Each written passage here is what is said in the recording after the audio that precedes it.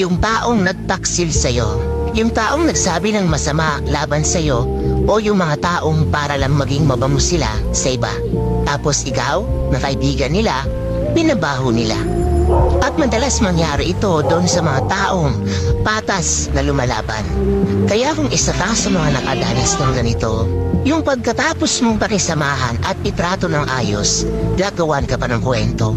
Huwag na huwag mo silang kakaibiganin ulit. Marami pang tao dyan na pwede mong makasama.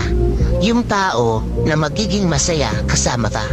Yung mga tao na sasabayan ka sa tabumpay, hindi hihilahin pababa. Bagkus, ipupush ka pa paitaas.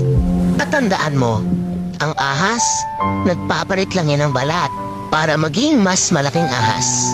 Pero, kahit ilang beses pa yan magpalit ng balat niya, ahas pa rin yan.